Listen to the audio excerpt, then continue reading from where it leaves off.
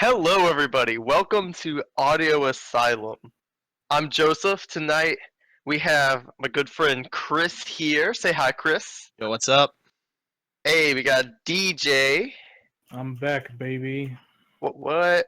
Myself, and we have Ryan. Hey guys, glad to be here. Yes, Ah, yes. Ryan, the voice changer. Amazing voice changer. That was actually Kiefer who has come in. And we also have, as I just mentioned, Ryan. Yep, here. There we go. We got everybody. So glad to. Well, we are missing, unfortunately, our illustrious James tonight, but he will be missed in our hearts and minds. um, let's jump right into discussion, though.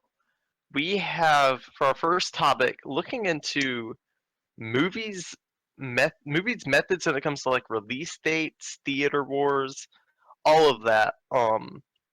Specifically, I was thinking this brought up with the Justice League release date coming in right around the same time as Thor Ragnarok, and I forget what it is, but it's like right before one other big movie, or something else comes in right before it. I'm Yeah. curious. It's What? Thor Ragnarok, and then 2 weeks later we have Justice League, and then 2 weeks later Star Wars, if I recall correctly. you're correct. Thank you. That sounds right. There we go. And I'm curious, what y'all's thoughts are so far as the how much planning, how much planning is put into theater release dates. If this is kind of Warner Brothers saying we're gonna take y'all head on now, like what y'all's thoughts on this are? Because to me, this is a very bold move. Well, I'll go ahead and I guess start this thing out. Honestly, a lot of times the dates, as far as for movies, are kind of selected way in advance. So, granted, I think Marvel would have had the first shot, the first dibs as far as the time slots go.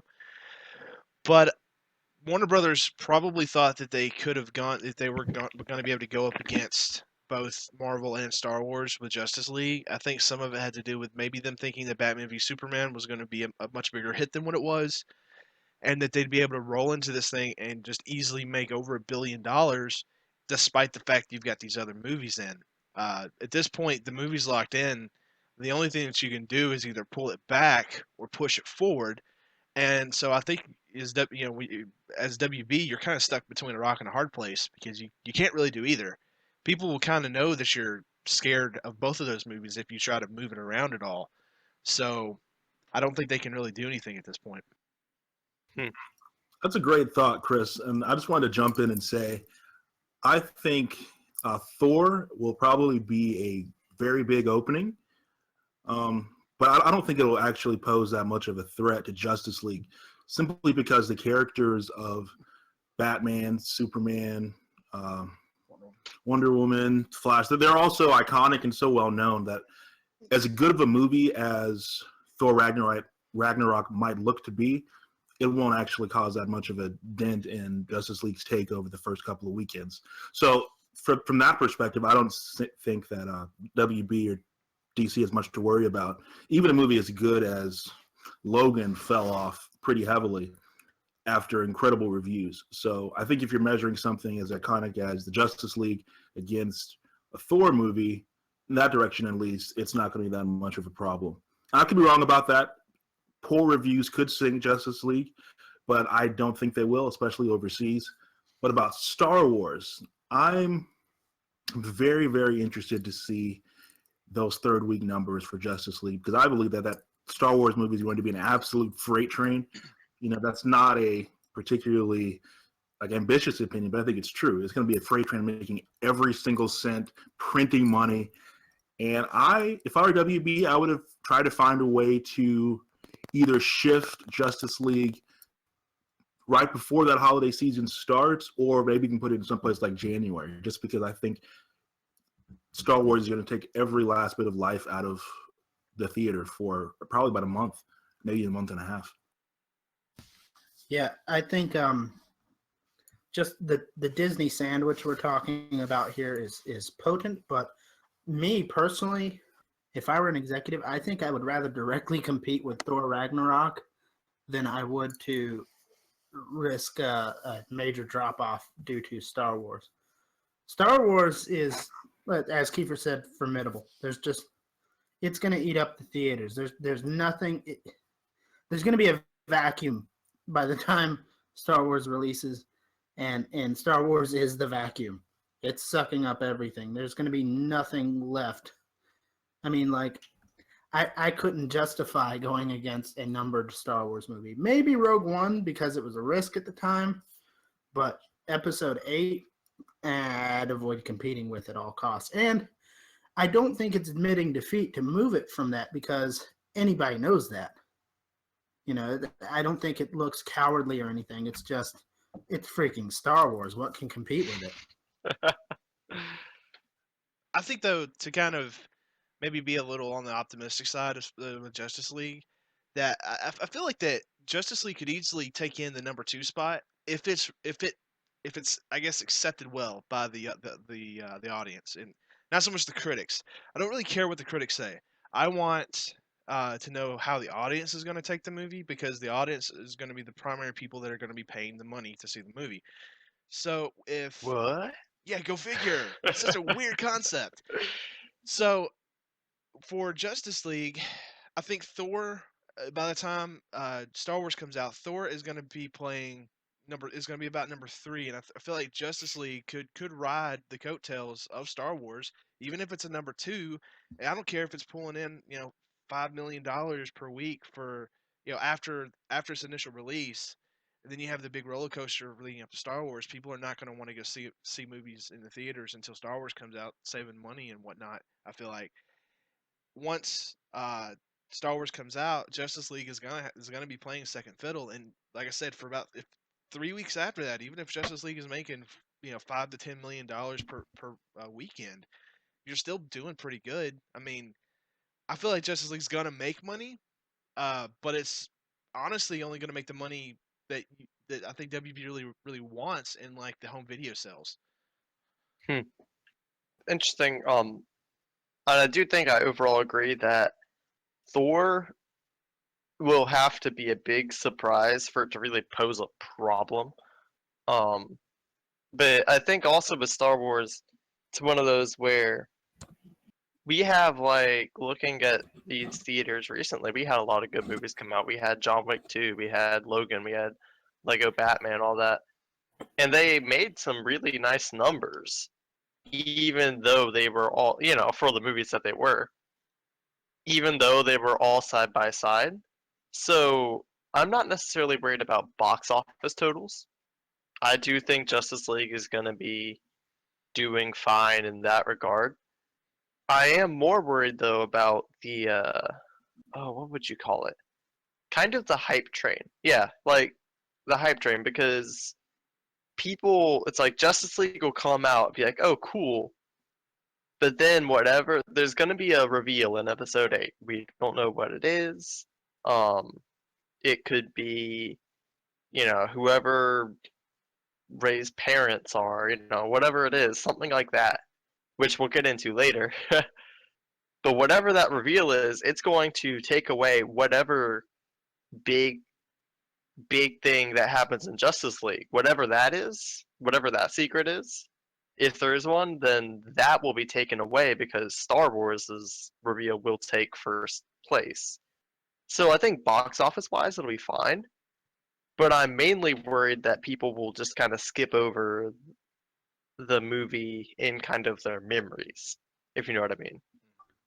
Yeah, I just I want to bring up a point. You were mentioning John Wick and Lego Batman and how they were in competition with one another. I don't think that's as fair of a comparison because Lego Batman and John Wick do have such broad appeal apart from one another, whereas Thor, Justice League, and Star Wars have a lot of audience overlap. And I think that overlap actually changes the situation a bit. Now, I don't think it's deathly dangerous to Justice League to be opening so close to Star Wars. as long as they were before it. After would be a big problem. But I think before is still going to be respectable numbers. Definitely. I think that's some good thoughts. I also was thinking, just kind of looking in the future. I know Warner Brothers has been moving around a lot of their release dates when it comes to like, didn't Aquaman and was it Flash or something like that? Didn't a lot of these get swapped around recently? Am I wrong on that? I can't remember. The Flash movie at least is being moved around because they're still looking for a director. Yeah. So they're delays And with because that. he's fast. Hey, that's what's happening. They already had the movie filmed. It's just time stream jumping. It's just all over the place. No, but it didn't, and I don't know. Maybe you can help me out with this, Chris. Didn't Aquaman get moved recently too? That I do not know, but if it did, it would make sense because a lot of times if a from what I've noticed, if a studio has X amount of movies in a say like in this how this whole every movie franchise has to be a connected universe now. What they tend to do is if it's a bunch of movies on down the road, they will call those movies just to be announced or whatnot. Marvel did this with their with movies we're coming into right now. All these movies used to be announced, and people kind of assumed that this movie will eventually be this, and this movie will eventually be this. So, for example, the Black Panther movie was actually supposed to be released the same on the release date that the Spider-Man Homecoming movie is going to be, but because of Spider-Man being reacquired for the brief period of time that he is, the Black Panther movie was moved on to after the Avengers Infinity War movie, which will be sometime next year, I do believe. So studios do this all the time. If another film comes into play that they think is going to do better, or if they want to get something, if they don't have a director, if they don't have all the materials that are needed to actually make a movie, then yeah, they'll keep pushing it back. But even if they're working on it, because they're kind of able to take all those slots if they want to. Studios like WB and Marvel and Disney, they kind of they can pick those things way out in the future because they know that they're going to be able to make that movie down the line if they see fit. And I just checked, and yeah, like a month ago, they pushed Aquaman back from like an October release date to a December release date. Just throwing that out there. So I don't know if there was what the strategy was behind that, if it was production based or if it was timing based. And the reason that interested me was because Aquaman seems to be doing well. It's like the DC movie that's not having things moved around or whatever, but they still did that. So I'm not sure if that's a production or a timing based thing. If I could kind of get in on a more conspiratorial angle, Bring it on. About the timing of Thor, I think a Thor release 2 weeks before Justice League would indicate a lot of confidence in Marvel and Disney executives that their movie will be well received, and that the reviews for Justice League might be so terrible that they could end up contrasting it to Thor's good reviews and continue driving up ticket sales. So in sort of the same way that Captain America had a trailer that emphasized the great reviews that it was getting about the week that it came out and the week afterwards, I think Thor, if it's good, was received well, and Justice League is savage like Suicide Squad and BVS were, you might end up seeing this Thor movie having an entire month of nearly unchecked ticket sales, and that would indicate some really good forethought and, forgive me for saying it, some courage on the part of Marvel and Disney executives. So I want to give a little credit there. So what you're saying is the Russians rigged the election? Absolutely. Wrecked. Well, I think this is some great points so far. But since we are talking about theaters and box office and all that stuff, I think this would be a great point for Chris to come in and talk to us about the box office totals right now. What is happening this week? What you got for us, Chris? Well, this week in box office, as noted, Fate of the Furious is kicking butt and taking names. The last weekend, the film hit the all-time record of worldwide release as far as box office totals go. Wow. It made $532 million, give or take. It was somewhere around that amount, and it beat The Force Awakens, which brought in $529 million.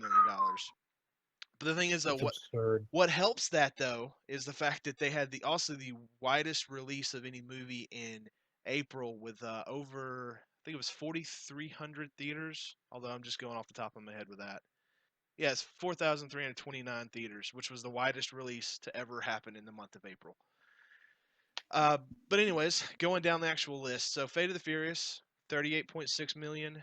Boss Baby is still sticking around with 12.7 million. Beauty and the Beast had 9.9 million. Born in China, which was the new documentary on pandas released by Disney, had 5. Oh, the one with Jim.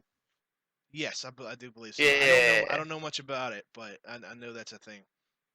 It opened this week with 5.1 million. Going in Style is still sticking around with $5 million. Smurfs: The Lost Village is still sticking around with 4 million. How it's still sticking around, I have no earthly idea because it's not. No one's liking that movie. There are no other movies right now. And if you think about it, it makes sense. If you've already seen The Boss Baby, and you want to take your kids to see a movie, and you've already seen Beauty and the Beast, so Smurfs would be an option. Next on the list is Unforgettable, another movie that opened. I don't know anything about it. I think it's a thriller type movie, so that's all that I have on that. It opened at 4.8 million. Gifted, which I think is Chris Evans, kind of an indie flick. Yeah. Some of my family saw it. They actually really enjoyed it. Said they weren't expecting much, but it was a really like heartfelt, down to earth, like slice of life movie. Interesting. Well, it's actually doing pretty good. Than the somewhat limited release. I think it actually opened to more theaters this weekend, but it had 4.5 million. The Promise, which is a drama of some sort, opened with 4 million. This is its first week, and another movie that I once again know nothing about, but it had a limited release last weekend, but it started to kind of go a little wider. Is The Lost City of Z, which opened at 2.1 million. Charlie As Hunnam. Zed. as in World War Z, as in No. It's Lost City of Zed. Zed? Oh, that's Ancient funny. Civilization. Yeah. And I have no idea about that. That was actually the movie I was going to ask about. I'm sorry to break in like that, but No, it had the limited release last week, and it had a much wider release this week. What are the numbers on it again? It's actually opened up to right now only 614 theaters, but it was able to pull in $2.1 million. It's currently sitting at a maximum of roughly $2.3 million. So it made a lot. Given the amount of theaters, that's not bad. Yeah. Yeah, not at all. What you seem to be knowing what it is, Keith. What is it generally? Like what kind of movie?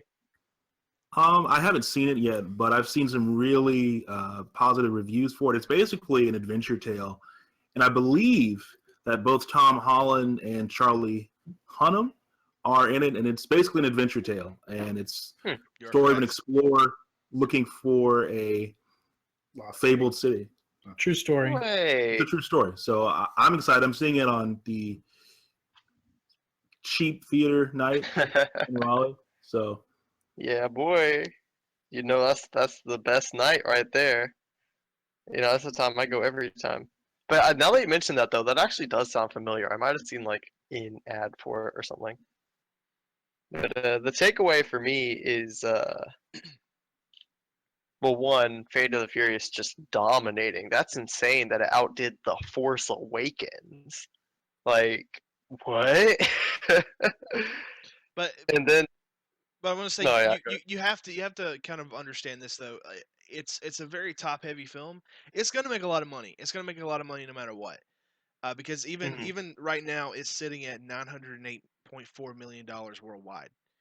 Um, Jeez.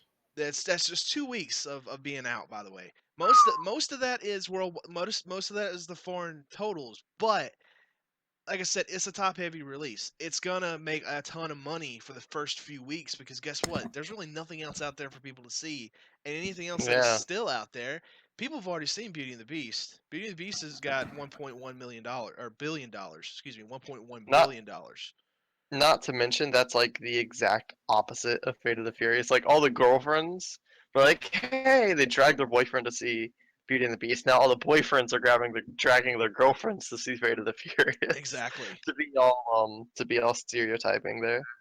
Yeah, actually, I could see a shift of girlfriends dragging boyfriends to Fate of the Furious. That's actually fair. That's very fair. And boyfriends checking girlfriends to see Beauty and the Beast. It's things are changing up, and I don't mind that at all.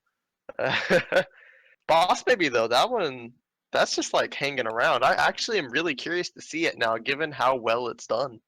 Yeah, If it's made there's $358 million worldwide.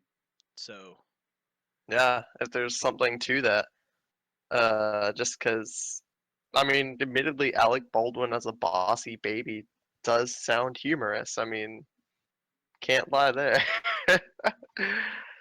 But seeing how Fate of the Furious is doing and how much it's killing, that segues nicely into what we'd love to talk about next, and that is the one word that just dominates the Fast and Furious franchise. That is family. We're gonna talk Family. about family. More importantly, why if y'all think family is why Fate of the Furious is just destroying, but also like kind of looking into recent movies coming out soon, the whole family, you have to say it like that every time, that whole dynamic is really becoming a theme. Like not only with Fate of the Furious, but we have Guardians of the Galaxy 2 is really its trailer kind of focused on this we're a family dynamic. Um and it just seems like to be a thing people are pushing nowadays. So I'm curious, do y'all think that the appeal of the word, the theme, is being the cause of the success that we're seeing, or if it's getting too much attributed to it? What are y'all thoughts on that? First of all, I think there is something to what you're saying. I think we live in a fractured time. People are more individualized and atomized than they've ever been before. We are apart from each other in many, many significant ways. We grow up and leave the places that we called home. We move more often as adults and as kids. We talk about family being important, but we don't often see that reflected in our popular culture. So I actually do think there's something to be said for the importance of representing families well on the big screen. And I think Fast and Furious making a valiant attempt to do so is valuable and necessary. As to whether or not it actually accomplishes those goals, I'm going to reserve judgment for those who love the films. But I do think there's a lot of truth to that. I think people want to see a good functioning family on screen. In times of turmoil and stress and individual atomization, we want to have that comfort of seeing people work together. And I'll say one last thing. The type of family being represented here isn't just the traditional genetic family. It's a family made up of people who have come to love and respect each other over time and through shared experiences. So Much like this one.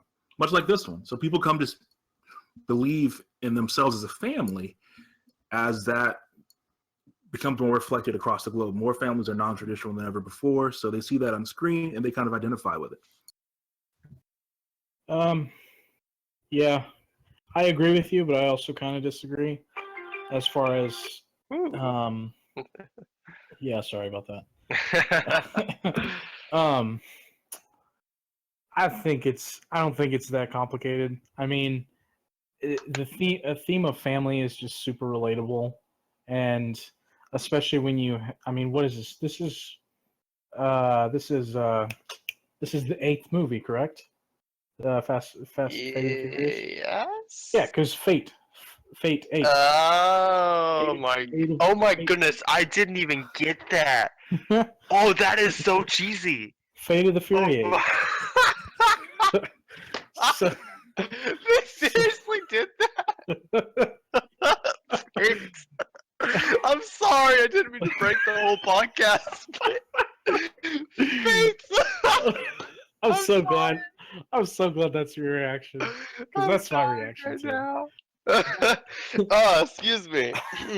But I Excuse- think I Wow. think the reason that theme hits so well is because, like Kiefer said, people instantly, they instantly relate to it, and it is ideal. You like to see a functional group of people working together, but I mean, you got these 8 movies. You have these characters that you've a lot of people. I mean, you've grown up with.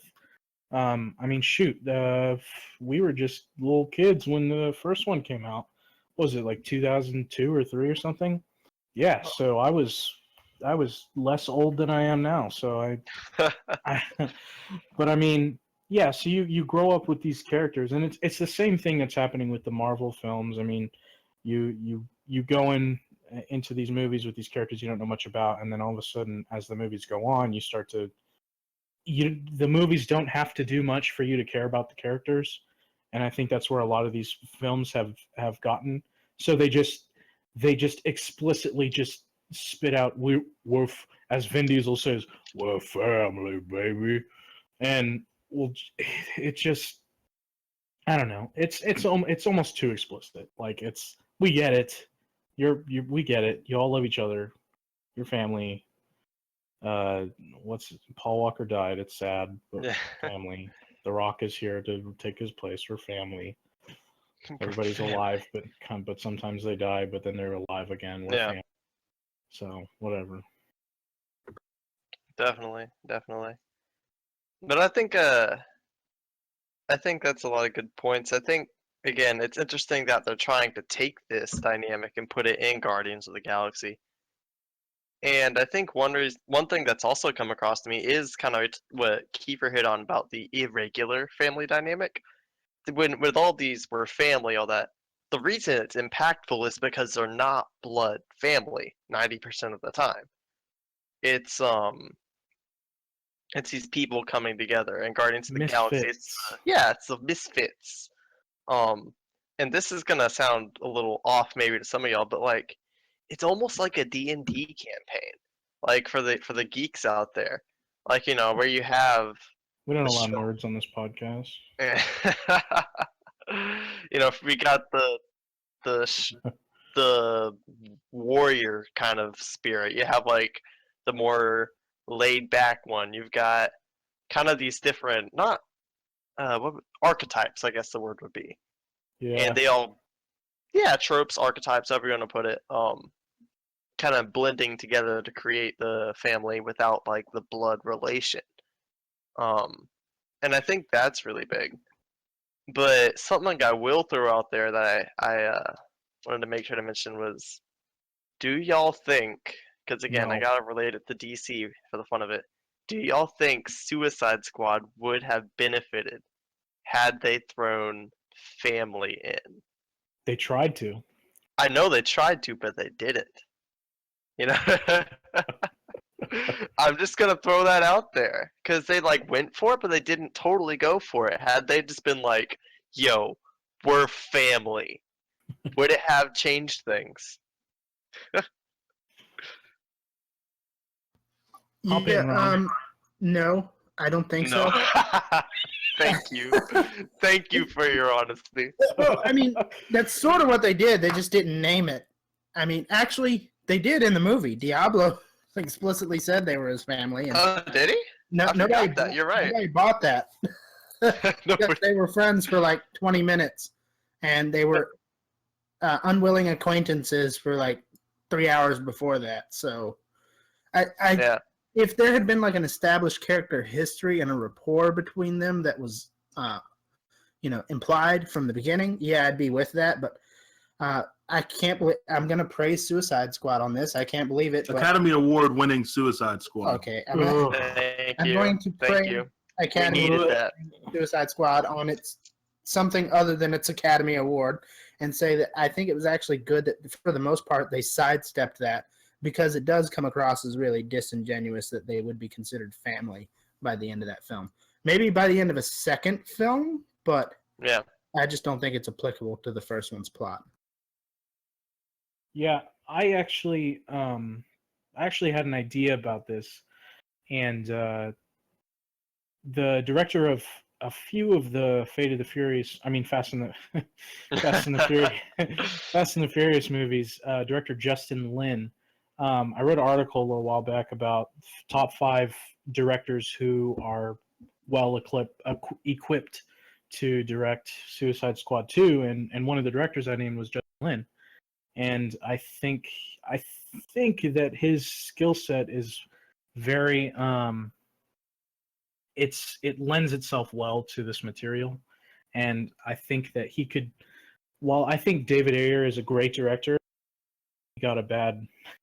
he was dealt a bad hand with Suicide Squad, but it is what it is. But I do think Justin Lin would make a good Suicide Squad 2 movie, because we already know he can handle the action. He also is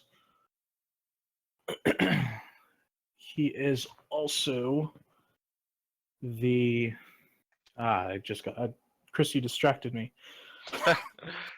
But My bad. his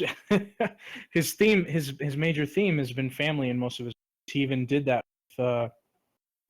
with the most recent Star Trek Into Darkness movie, which I believe, Kiefer, you had said before at some point that movie was quite good. It was fantastic. Wait. Pause. The recent Star Trek Into Darkness movie or the recent Star Trek movie? Because those are Star two Trek. different things. What did Okay. I say? What did I say? You said the recent Star Trek Into Darkness movie, and I was like, that was the second one. That one was like. Or 4 years Star Trek Beyond. That's what it's called. Okay. I never saw that Yeah, one. See, yeah. that's what I was asking. I haven't seen it either, but I heard it was pretty good.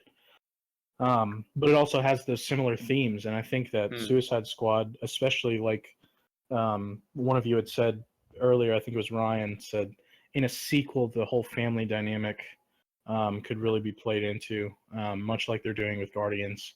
I think that's such an easy trope to be that will get old fast, because then it's like every movie we see is going to be about family, but it's hard for that not to be included because families are such a staple in just human society. So, I don't know, but yeah, I think Justin Lin would be well equipped, and I think that theme is just it's so relatable. But anyways, let me hop in on this and say that I kind of agree and disagree with some of the stuff that's been said. I think that Suicide Squad and Fast and the Furious series can really only be considered after a bunch of different movies have been made after Suicide Squad, maybe 2 or 3. Because to me, when we're having this discussion about family and the way it's being portrayed in these films, in the Fast and Furious films, I think we're attributing a bit more to the films than it is absolutely correct to do. I think the characters in Fast and Furious have traits, but not really developed characters. I think that we've grown to associate character arcs and development with repetition. So we're just seeing them on screen time and time again, and we're starting to attribute that there is some kind of overall progression and arc to their characters. But to me, as someone who's seen every single Fast and Furious movie, there doesn't really seem to be that. So I'm reticent to say that Fast and Furious is doing a good job at this compared to Suicide Squad, when in maybe 2 or 3 Suicide Squad films we'll be talking about family in much the same way. Because if the next 2 or 3 Suicide Squad movies kind of replicate the Fast and Furious formula, and we've simply been exposed to these characters over and over again, then I think we'll probably be a little more merciful in our thoughts about Fast and Furious. Thoughts about the franchise, because the Fast and Furious franchise just a little while ago was the subject of derision to people who enjoyed films, but now it's come back around and people are starting to appreciate this theme of family spread throughout the films. I think the same will eventually be true of Suicide Squad if they continue in the same vein. That's actually fair enough. Well, that's actually a great point. That kind of before audit, I'm gonna sound really horrible here. I'm just gonna throw it out. This is gonna sound so bad. Paul Walker dying was one of the best things to happen to the Fast and Furious series. Oh, boy. That sounds horrible. Absolutely horrible. And I feel horrible saying it. I'm just throwing it out there, but I'm just saying, before all of that happened, I didn't even think about the Fast and Furious. I never got into them. I knew some people that liked them, but you just kind of laughed and said, yeah, you enjoy your cars or whatever. It's not really for me. And then that happened, and they brought in, that was also kind of where it first hit my radar. The whole family thing really started hitting hard, because it was family, he was family, all of that. And so I think you're right that Fast and the Furious is kind of getting a little too much credit. But then, like, recently, they're doing a great job capitalizing on the whole family theme and all. But I think the repetition of knowing the characters so well, even though they haven't changed that much from what y'all are saying, really has more impact than we think. Yeah. It's funny that you say that, but I think there was some truth in what you're saying. I think because of, but hear me out. With Paul Walker's untimely passing, rest in peace. Yeah, no respect. No disrespect. My goodness, my brain. No disrespect. My mind tonight is a little out everywhere. I think that Paul Walker's death has kind of given this franchise kind of an aura of being like a legacy franchise, and everything after his death is kind of his legacy and what and now that Dom, I think his name's Dom, and then Paul Walker's characters, they have babies. Give him 20 years, and we're gonna have not a reboot, but like a soft reboot with their kids. Birds of the Furious. Oh gosh, we're gonna be in Roman numerals at that point. No, it would be Birds of the Fast and the Furious, and it would be BFF. It'll be great. Gosh, Fertility of the Furious. Fertility of the Furious. but yeah, I think that it's kind of a legacy series now, because I think soon you're gonna start seeing a lot of these characters move on, get killed off, and these actors are gonna go on to do other. But I do have some news a little later, involving the Fast franchise that some of you who like the movies will be interested in. Interesting, dudes. I just realized something. So you know how it's Fate of the Furious? The next movie is going to be called Fine and Furious. Oh my gosh. It's going to be Fate, and it'll be Fine and Furious, because it's not, I'm predicted right now. This is like recorded. This is me just like throwing it out there. I am predicting this title before it comes out. It will be Fine and Furious. Or Furious and Fine, or something like that. Like, all female cast, baby. Oh man, did anybody else have things to add on here about Fast and the Furious, family? Any places y'all think could benefit from more family? Anything one like last thing. I think not to go back to my point too much, but when we're talking about family, I think we're also Familial.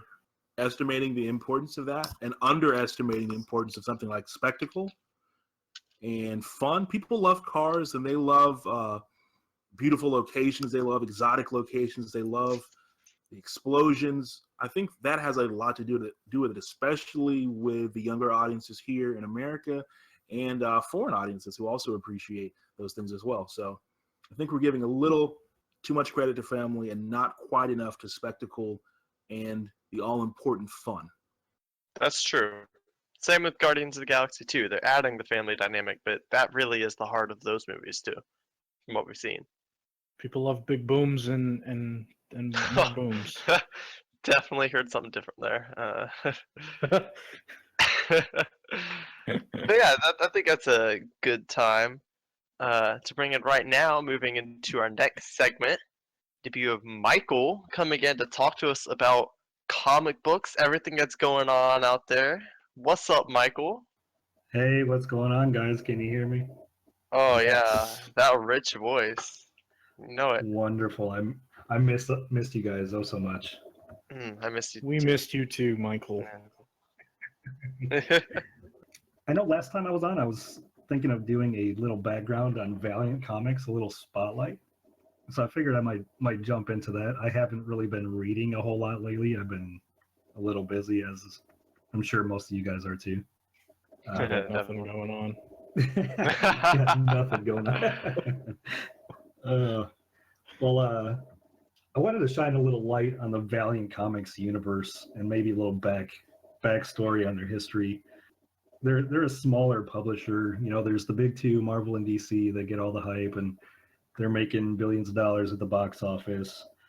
But there's other companies out there that are, you know, flying under the radar. They're doing excellent work, writing great stories, creating great art that just don't get the kind of hype and news stuff. Image in particular, creator-owned books are excellent. But Valiant has been putting out some great things lately. Valiant Comics was like founded in like 1989 by Jim Shooter. I don't know if you guys know who Jim Shooter is. He's a former Marvel editor-in-chief. And he left. He tried to purchase Marvel Comics like with some other financiers back in '89, and like that was a failed attempt. So he he started in '92 like releasing titles in his own Valiant universe, characters like XL Manowar, Shadow Man, Ray, and like some of these guys you may not even heard of. But in '94, they got sold to Acclaim Entertainment. You know, Acclaim, some of you video game guys. If you ever spent any time in the arcade, Acclaim purchased them, and they released some comic book property games. Like if anyone's ever played Turok, Ooh, that's like a Valiant Acclaim Entertainment property.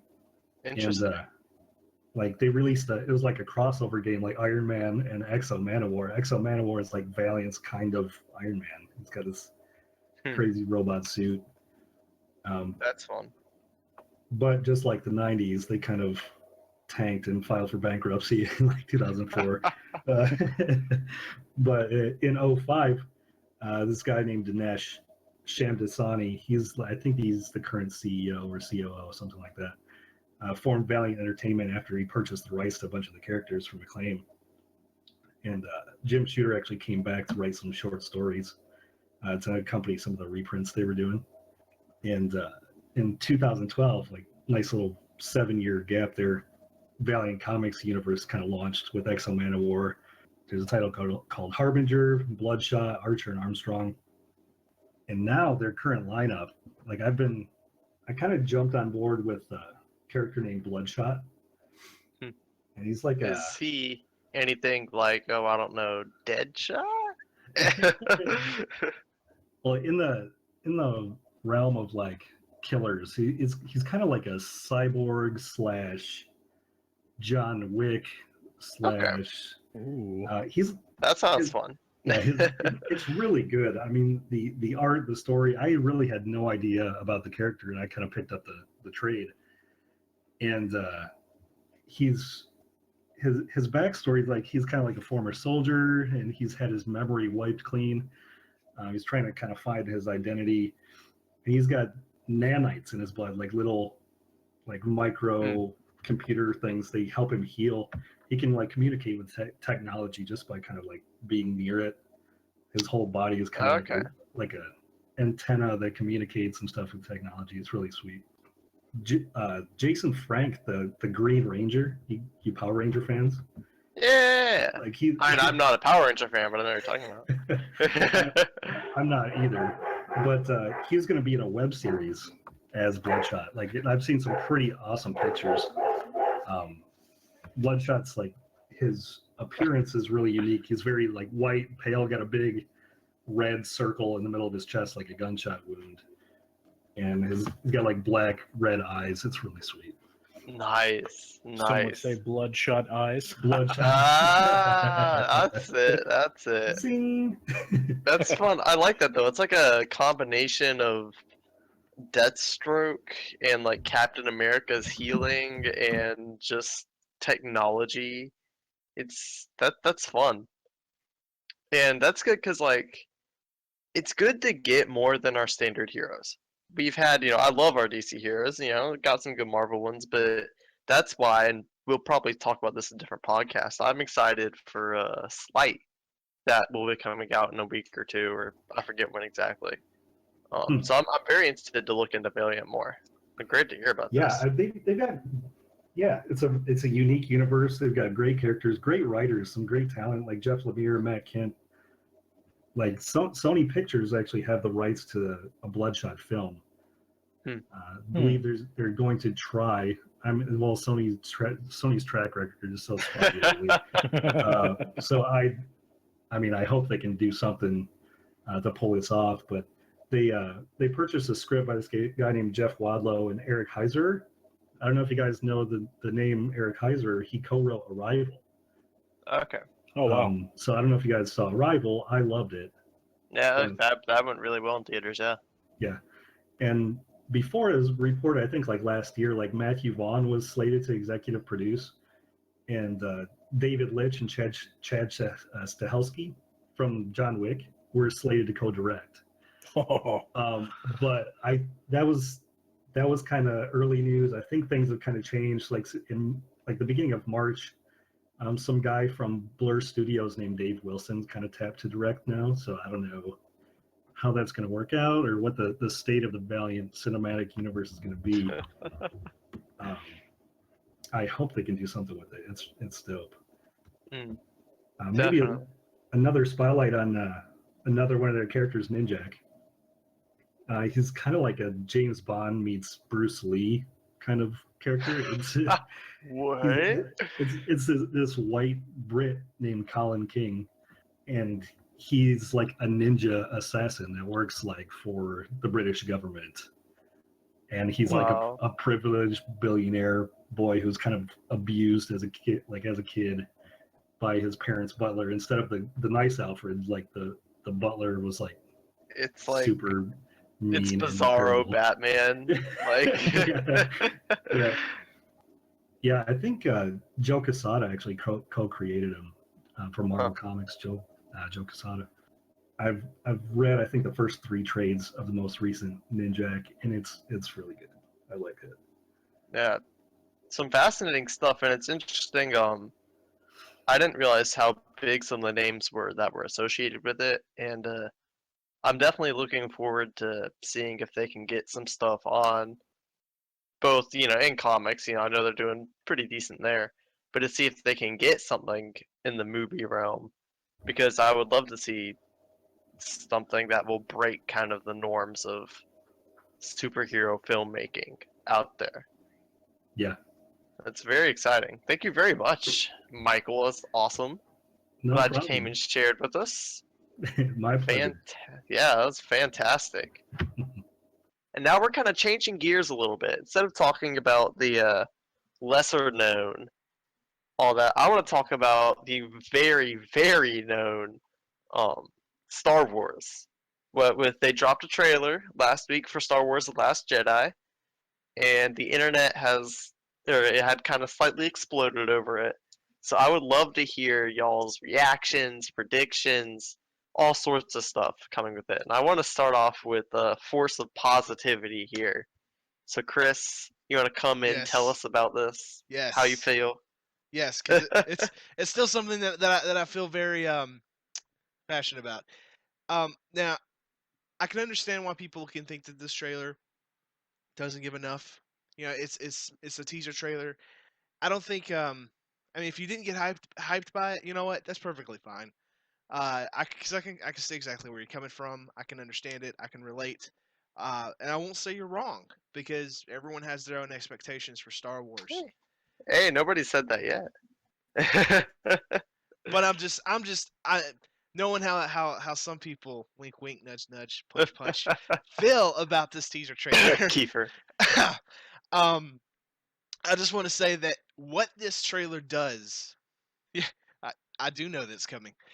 What this trailer does is gives you a sip, a little sample. Here's you a little bit of a taste of what this Star Wars movie is going to be like.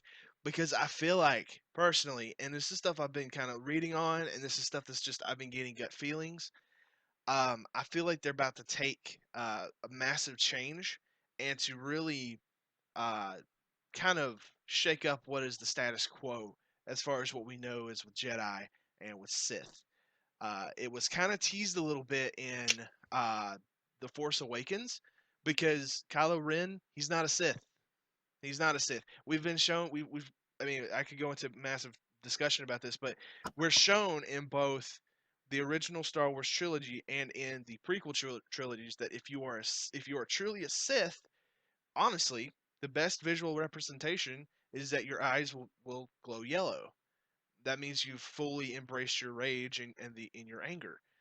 Kylo, Both up for seasonal allergies. yeah, it could be that as well. Kylo though never illustrates that, or there's no visual representation of that. You never see his eyes glow yellow, even at the end of the movie when various things were going on. Because I still don't like talking about it because it makes me really sad. But you know what I'm talking about. When Rip Ford. yeah, when It's not a spoiler. it's really not, but I still don't like talking about it. Because he's alive in our hearts. But even in that moment, you don't see his eyes turn yellow. So what I'm saying with this whole trailer, coming back around to it, because I'm taking a long time, we're about to see something that is not, something with a mythos that has not really been explained or done before. And I'm not, this isn't really spoilers, but if anyone is following Star Wars Rebels, they're hinting at the same thing in Star Wars Rebels, that something is something's changing. There's more than just the light side and the dark side. And if you've played Star Wars Knights of the Old Republic, there's also a character there who's considered to be a gray Jedi. I don't think I don't think Rey's going to be a Jedi. I don't think she's going to be a Sith. She's going to be Gray something. Jedi is not a canon term. It's not a Just canon. one- No. I understand that it's not a canon term, but people still call it that. In fact, if you want it to be a canon term, it's going to be something of like a Bendu, which is a character in Star Wars Rebels. But that essentially, the trivia time. It actually take that Bendu, a Jedi Bendu was what a Jedi was originally called in the original script for Star Wars. So I think it's gonna be fun. The trailer tells us that there's gonna be something else happening. There's gonna be a lot more happening, and that not just because you think it's a bad guy doesn't mean it's a bad guy. Just because you think it's a good guy doesn't mean it's a good guy kind of thing. I don't know.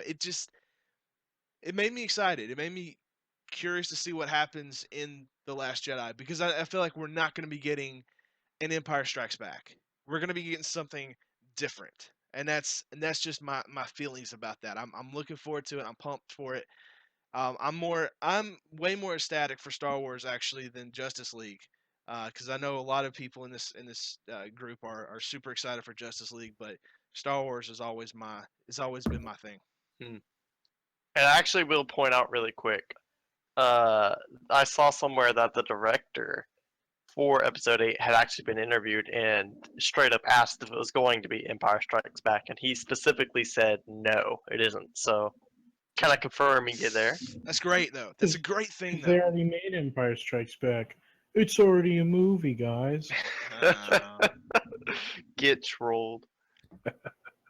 Yeah. I want to take a moment to fan disagree for just a second before I hop into stuff that was actually in the trailers.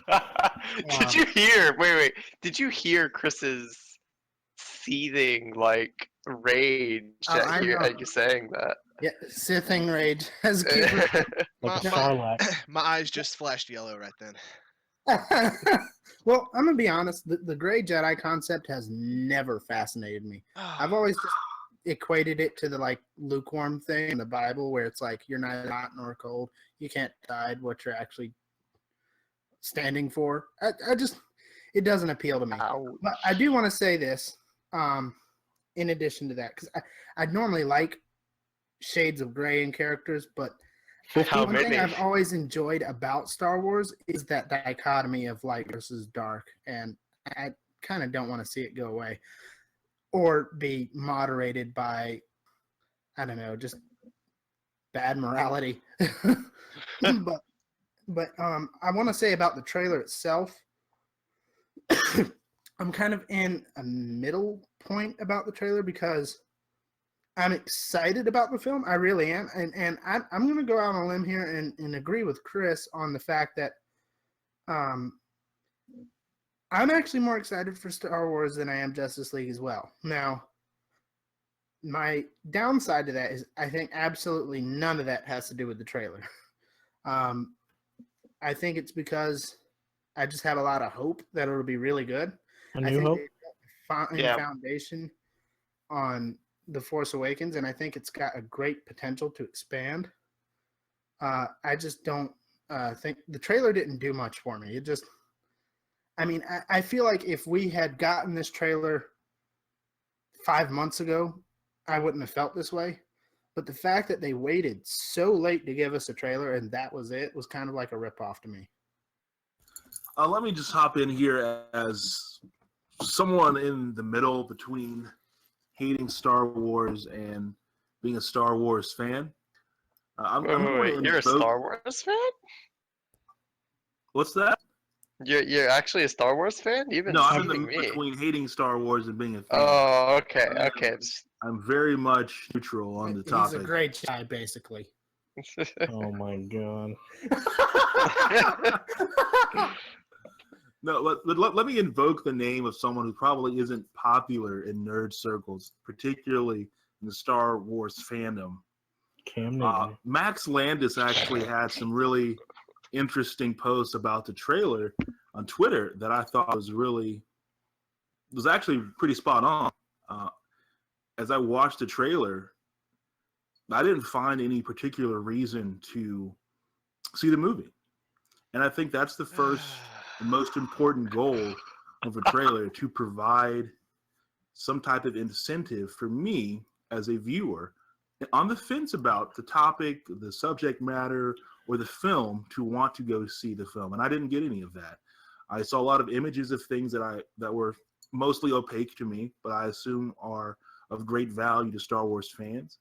I didn't get a glimpse of the titanic space battles that enthrall other people It's to a the series. teaser.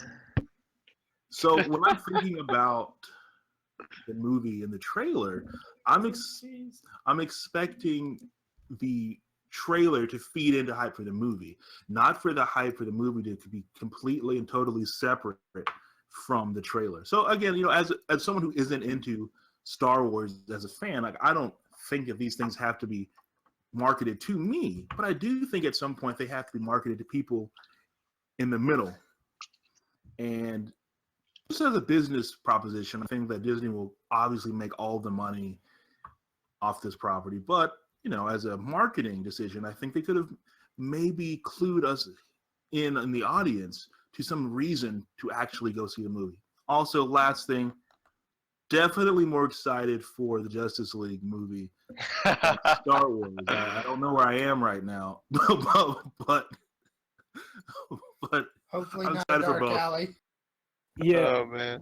So my view on it, well, for one, Kiefer, were you really on the fence I feel like you had no interest, anyways. But you No, know, I'm actually ambiguous. I don't dislike the movies or the franchise. Like I'm literally I on think pairing. I can Kiefer. be swayed either way. I think Kiefer literally has no thoughts about Star Wars whatsoever. It's just like you speak the words and his brain just kind of goes blank. Is but what happened. I feel like you feel about I feel like you feel the way about Star Wars that I feel about the Fast and the Furious movies. Like I just don't care. Like they mean nothing to me. But I'm not rooting against. Well, I'm a little bit rooting against them because fate. But anyways, so about the Star Wars trailer, you know, I've I've been a Star Wars fan my whole life. I mean, I grew up with the movies. Obviously, the whole America, the world grew up with those movies.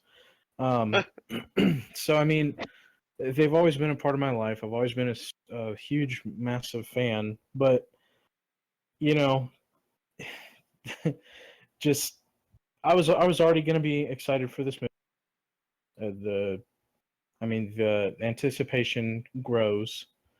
I mean, this this teaser trailer, you know, it's eerily similar to the Force Awakens trailer, and you know, that can be looked at as a good thing and a bad thing because Force Awakens teaser trailer was phenomenal. I mean, it built up the hype that was already growing, and it gave us some fan service. And I think the new trailer is similar but different. It rides the same beats that the previous trailer did, but at the same time, it's not fan servicey. I mean, we get more Luke than we got in the Force Awakens entire movie, but at the same time, it's a lot of vague kind of just vague conversation and a lot of Ray's training. He's training Ray. I mean, let's not forget that Luke was in hiding during the Force Awakens, so he's obviously it can be assumed that he's not in a very good place right now in his life. And I don't know, this trailer, there was not a lot of hope in this trailer. There was no a new hope. But as far as it getting me excited for the movie, I don't feel any different about it than I did before. I mean, it's given me some more to conspire about and analyze and try and figure out what he's referring to and the books that he had and all that stuff and how Ray is going to be used in this movie and also with Finn being in that. Apparently it's like a Bacta suit is what they're saying, and not exactly a just a tank. And also Kylo Ren's scar moved because Rian Johnson was like, screw it, it looks dumb the other way, so we're gonna change it. But yeah, I don't know. It's I didn't like it, but I mean it's a teaser. I don't know. It wasn't gonna make me any more excited for the movie than I think I already.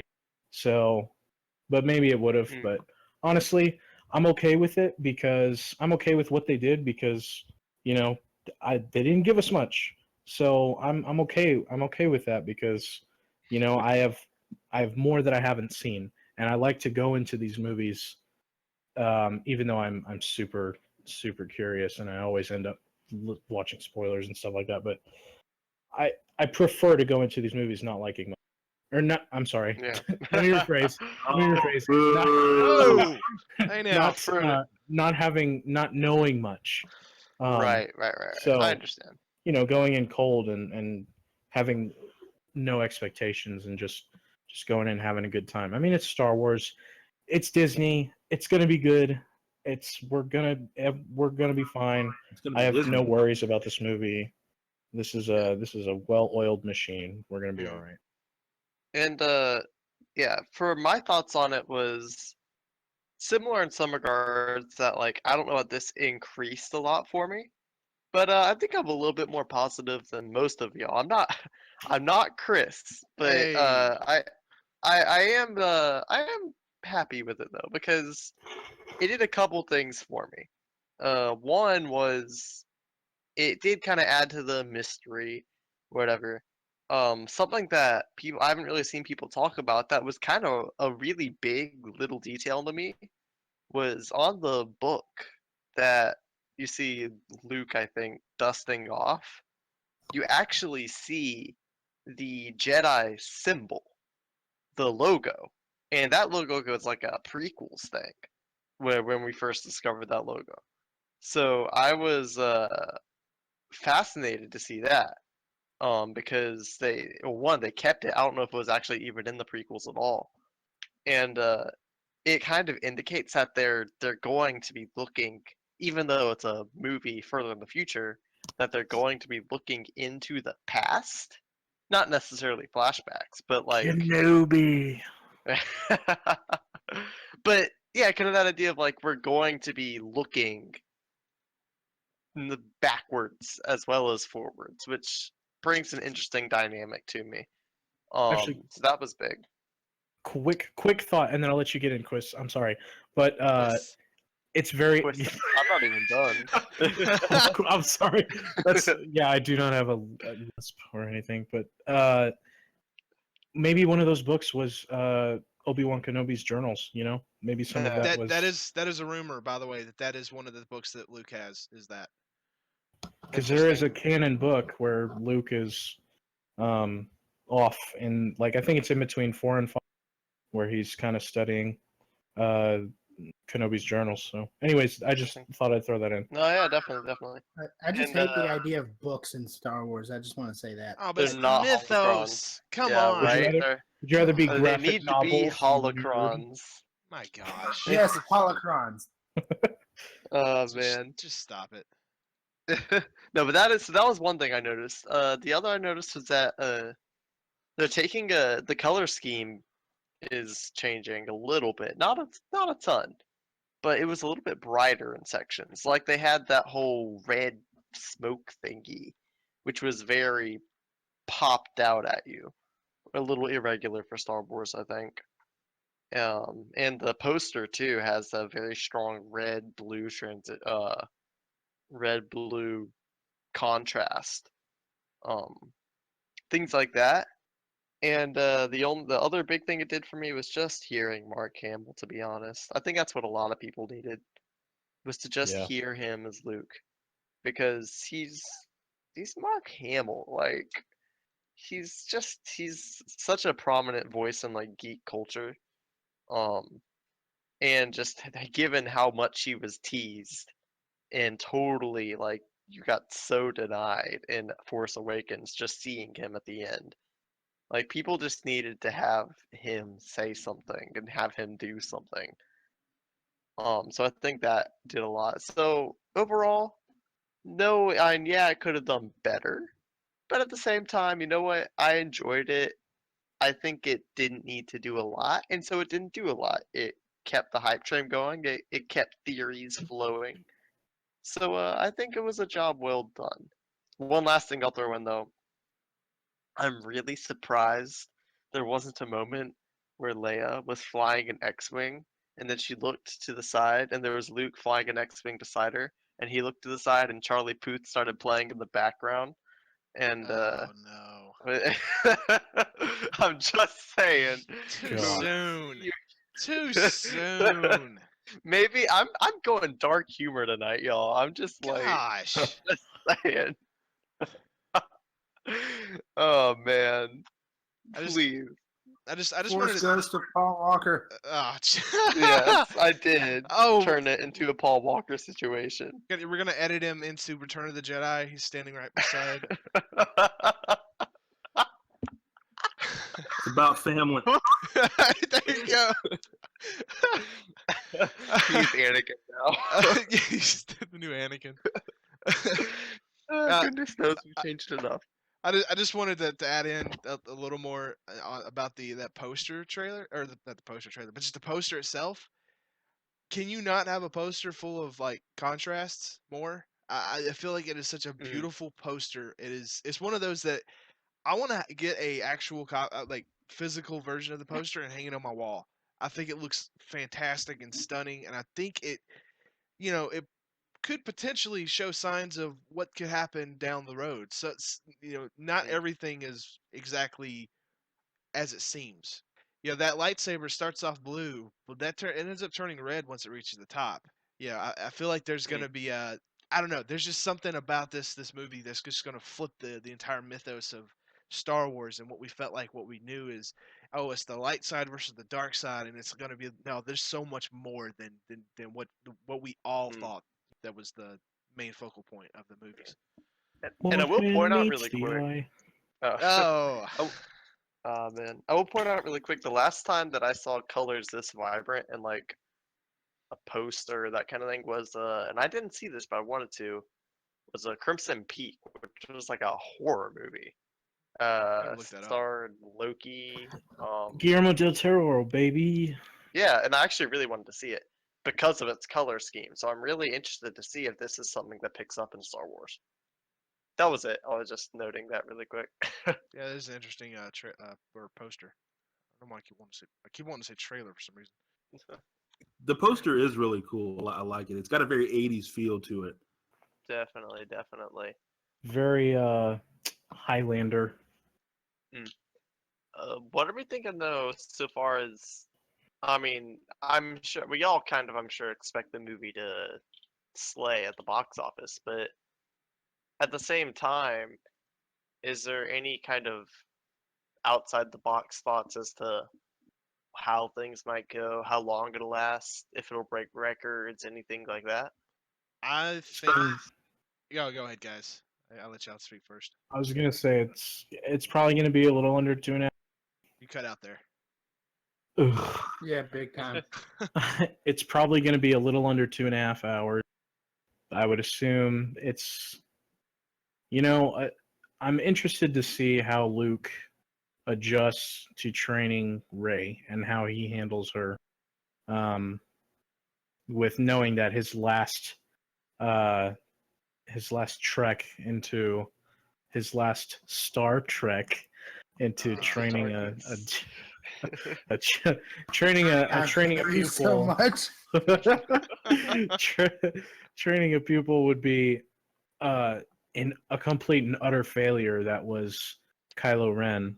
But I'm holding out hope. Allegedly, if the glove don't fit, you must acquit. But I'm holding out hope that Kylo finds the light again and redeems himself in some way, because I don't know. I don't know, because You really want that to happen, DJ. Like you really do. I do. You've been wanting that since episode 7. I know. It would be. I mean, Like- it would. I agree with that. I mean, I think it would kind of be cool because it would be something different than what we've seen in Star Wars before. Someone who's completely a bad guy who killed one of the most beloved characters in the entire film series to all of a sudden turn around and become the hero. I mean, I wouldn't say he's been completely the bad guy, but I just had an In epiphany. fairness, Anakin came back, and that dude killed children. he did kill children. He kind of came back. He died when he came back. But I had an epiphany, guys. Kylo Ren is Deckard from the Fast and the Furious movies. Star Wars is the Fast and the Furious in space. Man, I mean, this is the 8th one. Now I'm But this is I'm Fate of the triggered Jedi, everybody. I'm so Fate of proud. the Last Jedi, right? I hate you all so much right now. Oh, I've done it. It's still about family. It is. it's Skywalker about a family. So Paul Skywalker. I'm okay with this. Guy. Oh, Will I see you again? lovely. as far as how well the movie New will do, intro music. yeah, exactly. That's what we need to do. We need to remix that and then like throw. I don't know. Oh man. But I feel like as far as box office goes, if I just want to take a stab in the dark, I don't know. Good stab. Will it make as much as The Force Awakens? I think there's a chance because you saw what Furious 7 did with Paul Walker's death. People turned out in droves to go see that because it was quote unquote Paul Walker's last movie. Whereas this, The Last Jedi, it's Star Wars, Carrie Fisher's last movie. I mean, Yeah. I don't know what that's gonna do. Do what? Oh no, I was gonna say something super controversial, so it's probably better I don't. Bring it in, Please, boy. no, Bring it I on. don't know if we want that. I've been controversial enough tonight. Let's just bring it. Come on. I was gonna say thank God Carrie Fisher died, so that Star Wars could defeat Fast and the Furious at the box office. No, it's Oh, Avatar. man. It's Avatar. It's going to defeat at the box office. What are you talking about? Ugh. Ouch. Oh yeah. Talking about terrible movies. If we get to that, I do have some Avatar. I do have a little tidbit on that. Oh, interesting. Not even Good remotely to interesting. know. No, but like, I do think you're right though. That will be a very big factor.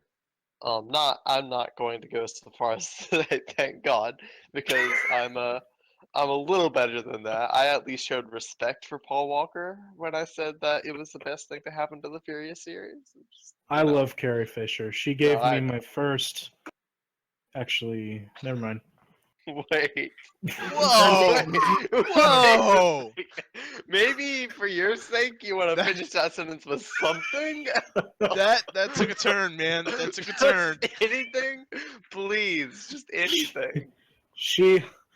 Oh, I don't know how to. Cut him off, mute him. You can't do this. No. Oh, what have I done? No. That was a direct Anakin quote, by the way. Well, now that we lost pretty much every viewer that we ever hoped of having. Oh This Rex Star Wars edition. No, actually, they were already doing that. Didn't you know? It's about family. Leia made out with Luke. Leia made out with Luke. Oh my Luke and goodness! Leia.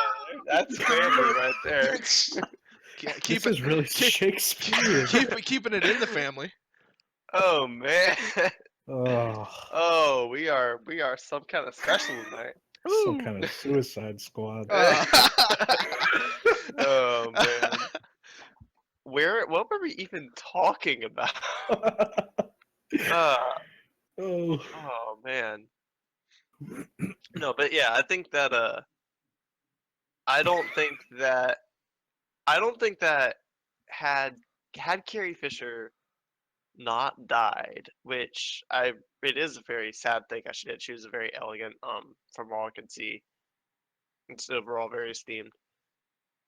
Had she not died, I would not give episode 8 a chance to break records. But given that she has, I very much think it will beat episode 7, just straight up. Just to be honest, like I really do. That I think their actual trailer will have some Leia in it, and I think it'll just make people cry, and they'll go on droves to see it. Simple as that.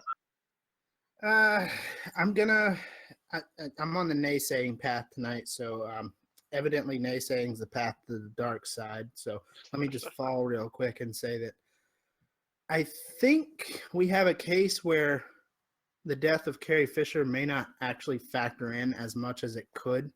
I think there's an exaggeration of how much that will matter. Most of the people that do care about that are already Star Wars fans, and we're already going to see it anyway.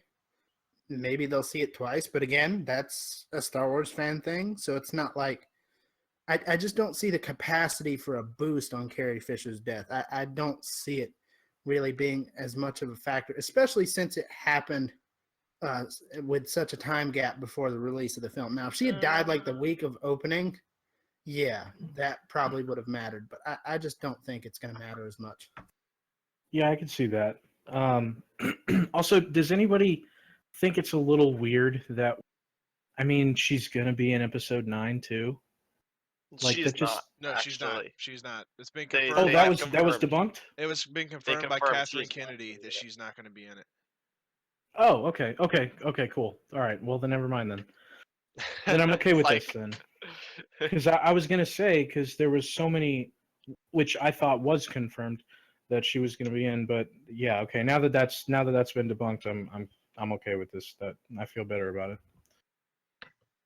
I was just gonna say. I was gonna say that. I back to Ryan. I disagree with your disagreement because there was a pretty big gap from when Paul Walker died to when Furious 7 came out.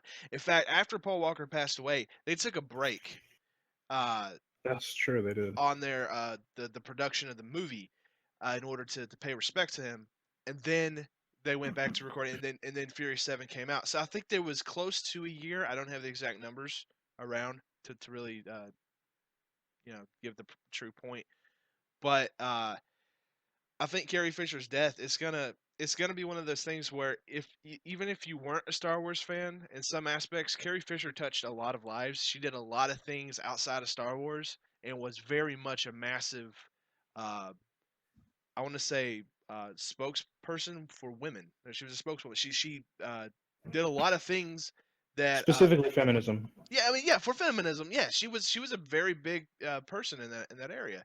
So I feel like that's going to cause a lot of people to kind of come out to see the Last Jedi as this is our it's like going to her funeral in a way. It's the last time we're going to see her. This is the last time we're going to be able to enjoy Carrie Fisher. Kind of her eulogy. Exactly. It's exactly how I feel like it's going to be. So I do think that there could be a boost. Will it be as massive as what Paul Walker's death did to Fury 7? I don't know. We don't know. But I do believe there's a very good chance that The Last Jedi could exceed the over $2 billion worldwide that The Force Awakens made.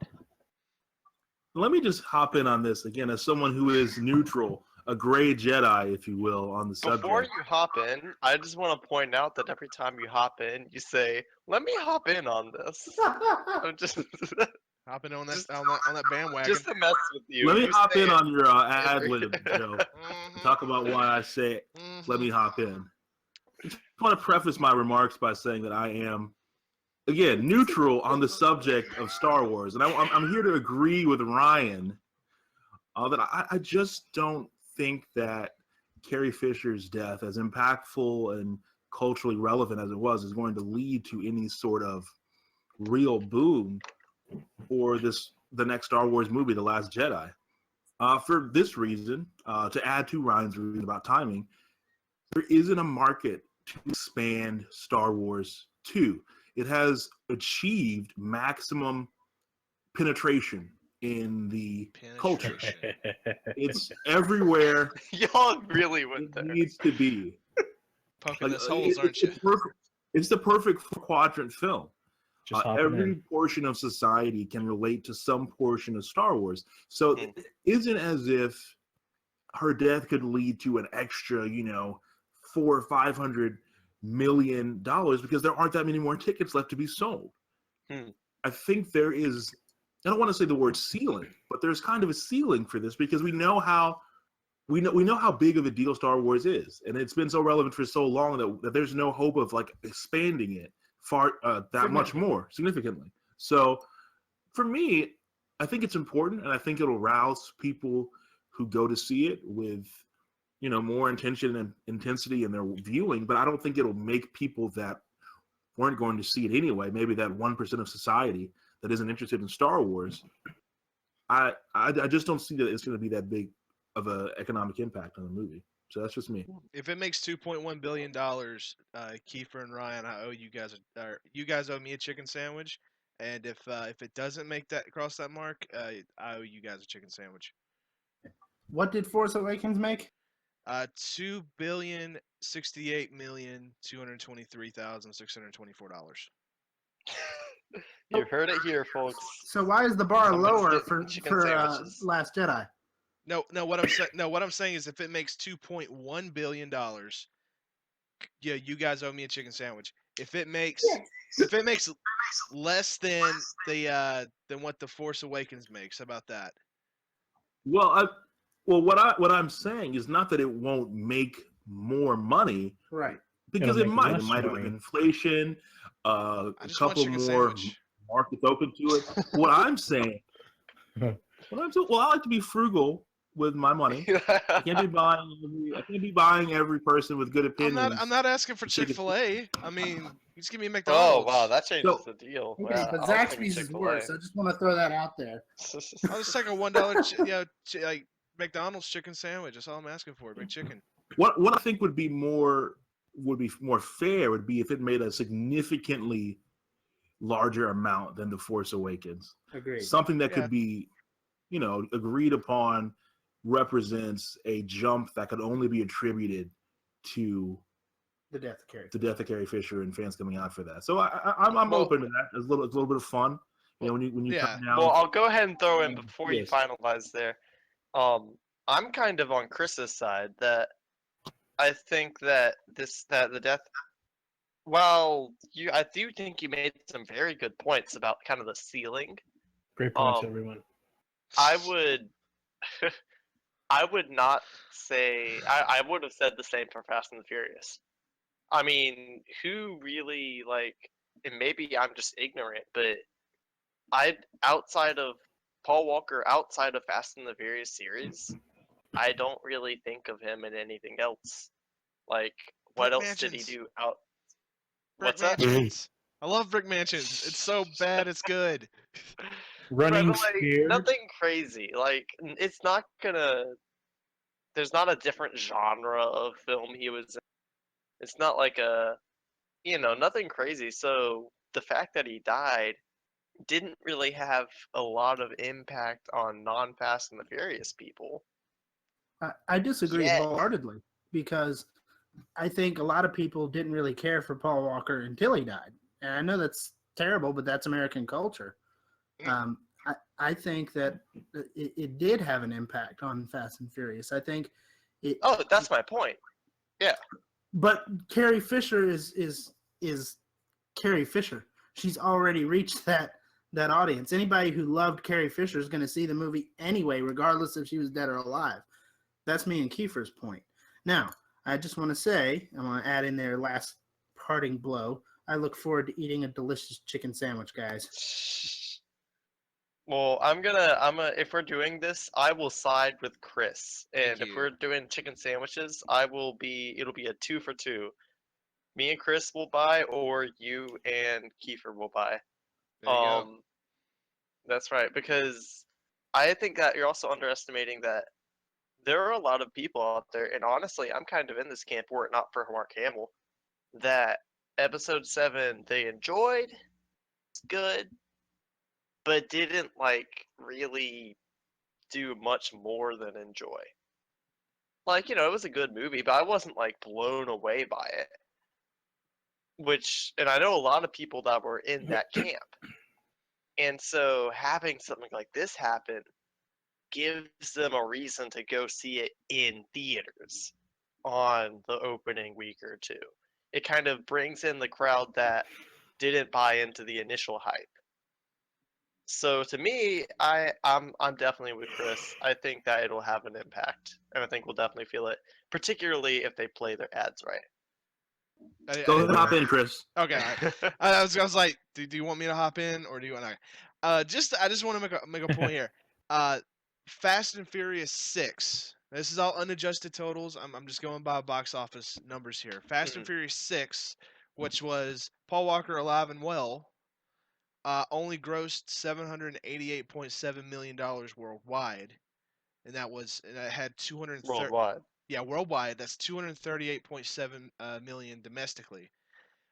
Fury 7, which was after Paul Walker is now dead, made 1.5 billion worldwide and $353 million domestically.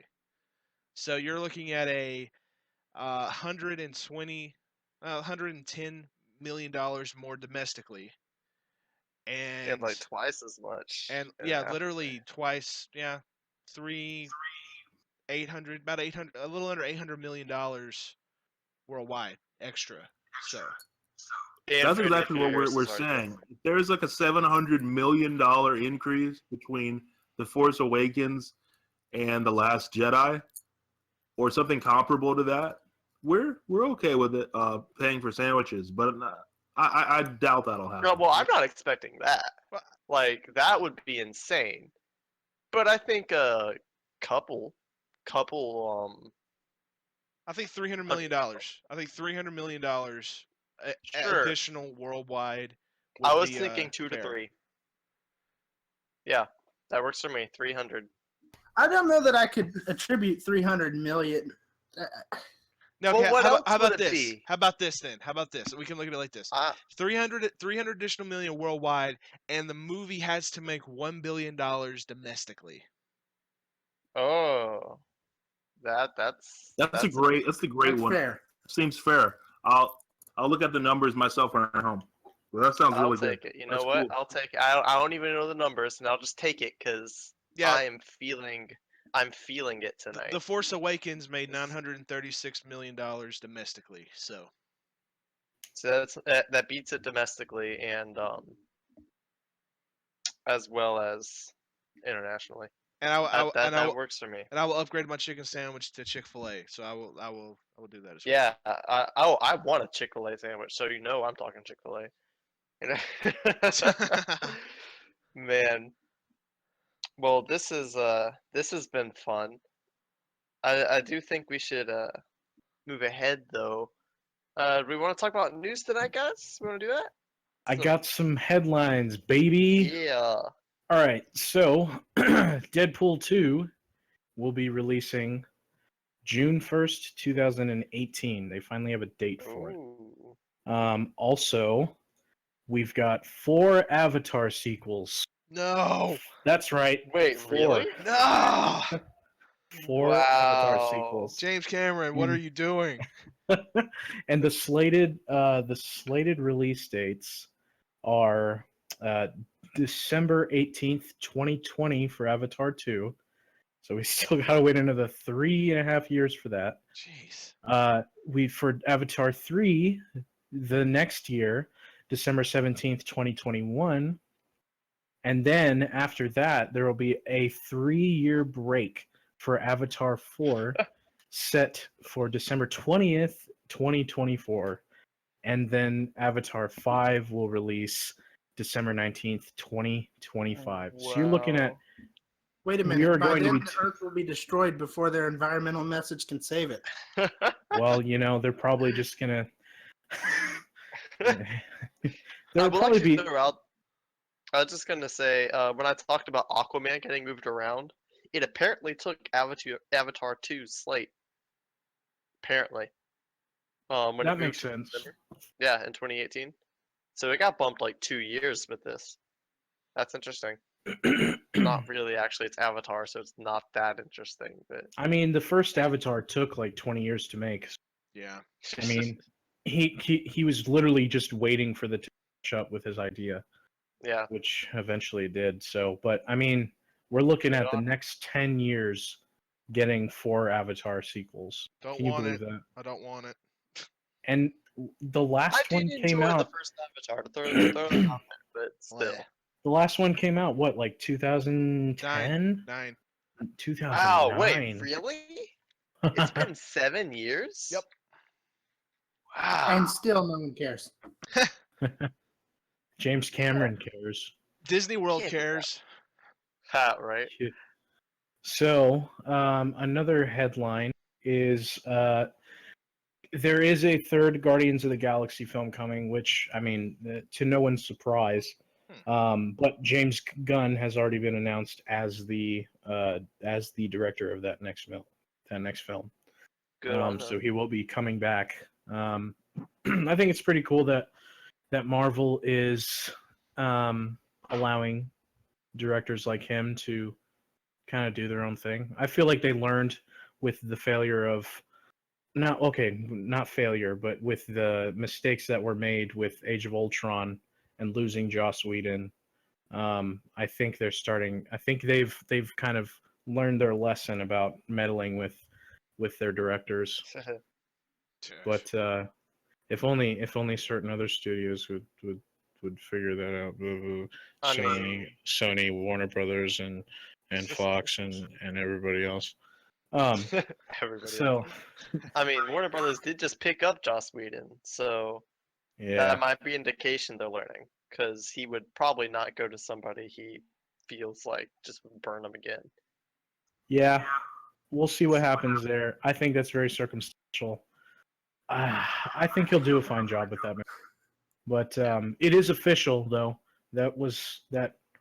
I don't know if we talked about this last time. I know actually before it was actually announced, but it is officially official that he's Yeah, doing this. yeah. So another bit of news: Will Smith is being eyed for the role of Genie in Guy Ritchie's live-action Aladdin film. What do y'all Really? think about that? I don't know if I like that. That's very, very interesting. I'm actually cautiously in support of it. Will's is great with his voice, and he's very charismatic. Hmm. I think Genie Right. has to do that. And I think he's big enough not to do a bad Robin Williams impression. I think he's confident in himself to make the role his own. So I'm cautiously optimistic. I'm Yeah. thinking about him in Fresh Prince and like his goofier side. He could do it. I think he could. Like, Yeah, I'm kind of with Kiefer. I'm cautiously optimistic. I can see that. I think his casting in the role, I think that's going in a very different direction, which is what I think needs to be done. Because I mean, Robin Williams as Genie is iconic, and I mean I don't think there's ever been a more beloved. I mean, maybe apart from Mark Hamill as the Joker, but just a one voiceover role that is so heralded as just utter gold. But anyways, yeah, I think going the Will Smith route is, I mean, it's a little bit safe because he's so charismatic and stuff. But it's not a bad move, I don't. But I don't know if anybody else had anything else to say. Would move on after that. I did just have one. I saw a headline that for the Infinity War filming, Paul Bettany, who plays Vision, and Jarvis before that, and there was a kind of a picture leaked out while they were filming of him, which this part isn't the news, but it was him, being Vision kissing Wanda. But the important thing here was that he was doing so with absolutely no motion capture, anything like that on him, which would indicate that he is himself. He is not like Vision. He actually is human. Well, I think he's evolved. Right. Yeah, or he's evolved into looking human. But either way, that's just an interesting little tidbit that either Thanos takes away his crystal, since it's Infinity War, and he's become some sort of like human being because of that somehow, or he has like continued to evolve and he's like completely human. So not like crazy, but interesting little tidbit there. Yeah, it could be a vision like there That's was true. in Vision, Age of Ultron. Maybe something like that Suicide Squad thing where they all saw their own. Yeah. They all saw their own fantasies about themselves. A Could be the same way phantasm of Vision, sorts. just a person and not whatever he actually is in the Marvel universe. So it could be that as well. Definitely. Yeah, and I think I might have shared this in the group long ago, but my dream for Thanos's just ruthless introduction is him literally grabbing Vision, who is, I think, arguably the most powerful of the Avengers, and just ripping his head off and plucking the Infinity Stone out of his forehead. I'm imagining him just like crushing it. Yeah. Yeah, That'd be and pretty sick. just popping it right in his gauntlet, and just being like, "I have arrived," and Peace. just letting him just lay utter destruction on the, and then we get that vision with Tony Stark where he's seeing everybody lying dead, and But yeah, I mean, I know that's never going to happen, and they're never going to go that dark. But you know, Yeah, that'd be kind of Yeah. cool. More than likely, he'll end up in a space prison by the end of the movie. Ugh. Are you kidding me? They're gonna kill Thanos. They never keep their villains. No, they always keep them. They just never show back up. That's fair. Yeah, where's That's- Abomination? They're not gonna Magic get, prison. Yeah, they're not gonna get Weaving back so they're not gonna get Red Skull back. You know, like Ugh. yeah, oh, but That's that's a that's whole. a tragedy, by the way. Not having Oh, Red Skull. That's a tragedy. who knows though? It might not matter. Chris Evans might turn out to have been working for Hitler the whole time. Bum bum bum Oh. bum. Oh man, Michael is still people here. are really hating that. Like that is not gone across well. Oh, I know. That's not gonna happen in the main series. I'd Like laugh. I don't think very many people are like, oh man, what a twist. They're like, oh man, they have officially just Yeah, jumped the right. shark. They're Like, just this like is officially no. stupid. But Oh man. I do have one more bit of news. There is a spin-off film in development of the Fast and the Furious franchise involving Jason Statham and The Rock, which honestly it was inevitable because apparently, and I haven't seen the movie, but based on what I'm hearing, their chemistry and building off of the last film is pretty outstanding, and one of the highlights of the movie is what the vibe I've been getting. So, And well, with that, that is total confirmation that our earlier theory was true. Fast and the Furious and Star Wars are the same thing. We are officially I'm getting gonna stab you. breaks Jesus. off from the main movies. Confirmation. Just saying. Just saying. That kind of gave me indigestion just then. So It's gonna, you know what it's gonna be called? Two Rogues. oh jeez. But aren't that you have Phantoms as cars, so you could have the Phantom Menace remade. no, movie. Jason because Statham is then that all of a Phantom sudden Menace. because that's Cars 4. Okay, so Oh man. Oh man.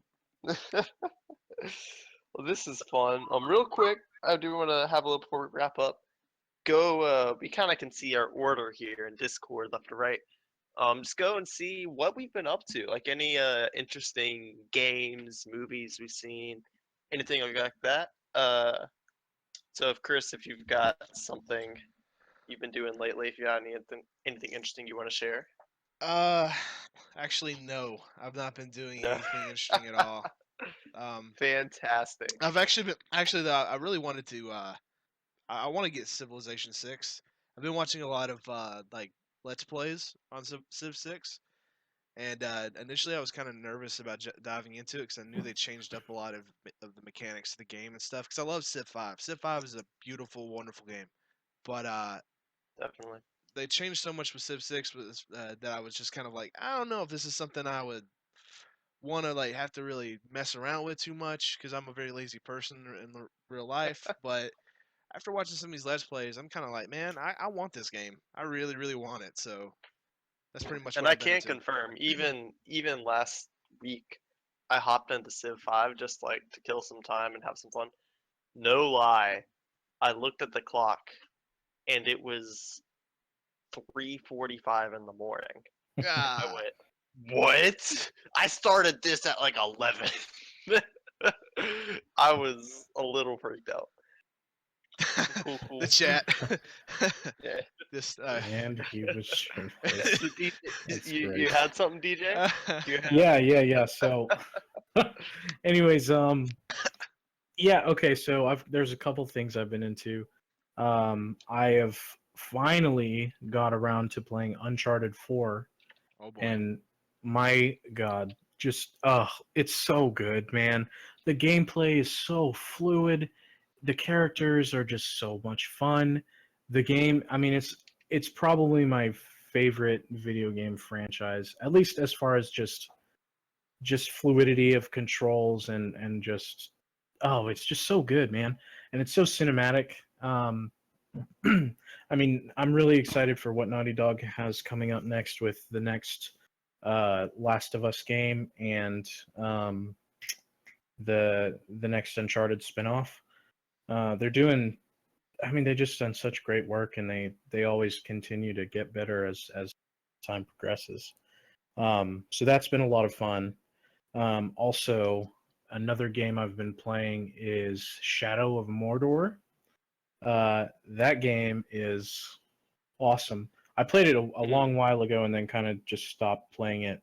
But I jumped back into it after I built my PC, and it's a lot of fun. I mean, it's got if you're a Lord of the Rings fan, you'll love it just because of the mythology and just the world. And you see a few familiar faces from the movies. And the gameplay it's pretty solid. I mean, it's basically the Arkham Batman combat, but just with swords, and it's pretty awesome. It's a lot of fun, and it's brutal. I mean, if you've ever imagined just going ham on some orcs, that's the game to play. But yeah, other than that, I finished One Punch Man. That's probably my favorite. Oh, yeah. That show is so funny. It's so great. And then I also finished season 1 of Into the Badlands, which is it's a lot of fun too. A lot of good martial arts. It's kind of a fairly generic story, but it's good. It's good performances, great stunt work, very stylistic, great color, but it looks very good. And but a couple things I want to get into soon are Better Call Saul and Fargo, because those new seasons have just recently started this month. So those are 2 things I want to get into. That's it for me. Cool. Well, I know for myself, mainly, I haven't actually really watched I didn't watch a movie last week, surprisingly. So, I didn't know that. But I have been playing some games. First of all, I will go ahead and get it out of the way. Yes, I've been playing Overwatch. Specifically of the course. Uprising. I had to get it out of the way, The Uprising update has been really nice. The PvE they added, It's well fun. done. Yeah, it's fun. All that, so good on them. But actually, what I've been doing more lately, and I just finished today, Shovel Knight. I don't know if any of y'all remember. Heard about It it. came out. Yeah, it came out last year or something like that. Indie game, indie platformer, pixel graphics, beautifully done. It was a great game, but they have come out with they came out with the DLC for it for like I don't know half a year ago or something, completely for free if you bought the game. And now again, just this month, they've come out with another free DLC, um, which is like a new story, a new character to play as. So that's 2 free updates that have been essentially not like full games, but pretty close to full games actually. They're adaptations of each other, but they're each like a full game. It's pretty cool. Yeah, so the deal has been great. But I've been playing that and it's a really good DLC. I gotta say, if you like platformers specifically, I know like Ryan, you love your Super Nintendo, your Nintendo, all that. I would very much encourage you to get Shovel Knight. It's got, like I said, 3 different kinds of play with the original and then the 2 DLCs. It's got a fantastic soundtrack, and it's got some pretty good bosses, that kind of thing. So like, check it out. Just check it out. It's worth it. Other than that, though, not too much. That's it for me. Yeah, I haven't been terribly productive in my video games or movies or even comics, but I have done a bit of retrospective gaming. I've been playing a little bit of the Metal Gear Solid series and a little bit of the Final Fantasy series, and particularly Final Fantasy VI and Metal Gear Solid 2, which, by the way, I just want to give a little shout out to Hideo Kojima, because Metal Gear Solid 2 is absolutely prophetic. I mean, it came out in 2001 and portrayed things like drones in almost identical fashion to the way we see them now. It also portrayed a lot of things about social media and the echo chambers that were bound to sprout up from it. And it's just amazing to look back at a 2001 game and see how well it charted where we were headed. And I think that was actually pretty neat. Is you don't get that a lot when you play old games, is seeing a rather pertinent future rather than a because I mean humanity thought we'd have flying cars by now. That didn't happen, and you know, but I just love the way that Metal Gear Solid 2 took that grounded approach and gave us a near future at that time that is very much like our future now, which is just almost unheard of. I mean, you hear people talking about it, like people say that 1984 has become a thing. It hasn't. You know, it just hasn't. I mean, certain aspects of it, yes, but not in the totality like people think it has, unless you're in North Korea. But on a less political note, though, Final Fantasy VI has been a blast to revisit. If you don't know the merits of Final Fantasy VI, then I'm not going to do any better than anyone else, and I'm just going to leave you here with this. Play it if you haven't. It's available on a lot of platforms now, so there's really no excuse. It's the definitive Final Fantasy game for most people. Not for me, but I can see why it is. Shots fired. It's not for me, but for a lot of people it is, and I can see why. It does deserve that spot. But yeah, Final Fantasy VI, definitely. And Metal Gear Solid, especially Metal Gear Solid 2, which was kind of hated at the time. I can't describe how awesome it is and how meta it is. Cool. I did have one more thing to add, actually, before you get into yours, Kiefer.